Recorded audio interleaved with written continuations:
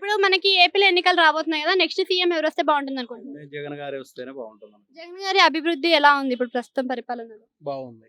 So రోడ్ల నిర్మాణం ఏ విధంగా ఉందనుకో? రోడ్ల నిర్మాణం గురించి మాట్లాడుకుంటే ఇప్పుడు గత ప్రభుత్వంలో వేశారు రోడ్లు. అదే రోడ్లు మళ్ళీ ఈ ప్రభుత్వంలో 5 ఇయర్స్ లోపే ఎట్లా పోతాయండి చెప్పండి. 5 ఇయర్స్ కూడా కాదు, ఆ 5 ఇయర్స్ లో వేశారు. ఈ ప్రభుత్వం వచ్చిన తర్వాత ఎమ్మడే పోతే ఎట్లా అవుతుంది? ఇప్పుడు వాళ్ళ ఫాల్టే కదా అది. నీకు ప్రభుత్వం 5 ఏళ్ళకే ఓసారి అంటే ఎట్లా వేస్తారు చెప్పండి. ఒక రోడ్ వేస్తే కనీసం అంటే 15 ఏళ్ళు అలా ఉంటాయి.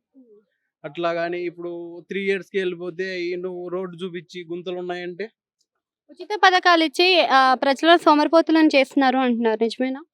లేదండి. ఉచిత పథకాలు అనేది ఎవరికంటే బడుగు బలహీన వర్గాలకు ఇచ్చారు, పేద విద్యార్థులకు ఇచ్చారు. సో ఇప్పుడు చెల్లైన షర్మిలానే వ్యతిరేకత చూపిస్తుంది కదా, ఆ వ్యతిరేకత వల్ల మరి పార్టీకి ఏమైనా అంటే వైఎస్ఆర్సీపీ పార్టీకి ఏమైనా ఎఫెక్ట్ చూపించే విధానం? No effect, no effect. So YCP ఎన్నికల్లో ఇప్పుడు మరి ఓట్లు చీల్తాయని అనుకుంటున్నారా? వైసీపీ ఊర్లో ఒక్కటే చీల్తాయా? వేరేది ఏ పార్టీవి చీలవా చెప్పండి.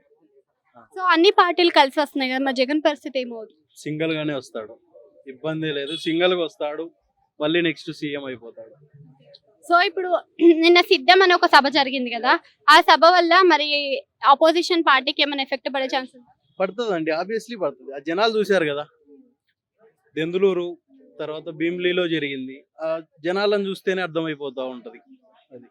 సో ఇప్పుడు ప్రెసెంట్ కొంతమంది క్యాడర్లను మార్చుతున్నారు పార్టీలో, మార్చడం వల్ల మరి పార్టీలో ఏమైనా ఎఫెక్ట్ అంటే వాళ్ళు లేని భర్తీ ఏమైనా కనిపిస్తుంది? కొంతమంది ఏం చేస్తున్నారు, మారుతున్నారు. కొంతమంది సపోర్ట్ చేస్తున్నారు. అట్లా కొంతమందికి జరిగేది జరుగుతూ ఉంటది, కొంతమంది మాత్రం సపోర్ట్ ఇస్తారు. బాగా ఇబ్బంది లేదు. చాలా ధైర్యంగా జగన్ వై నాట్ 175 అంటున్నాడు. 175కి 175 వచ్చే అవకాశం ఉంది. వస్తాయి. Thank you.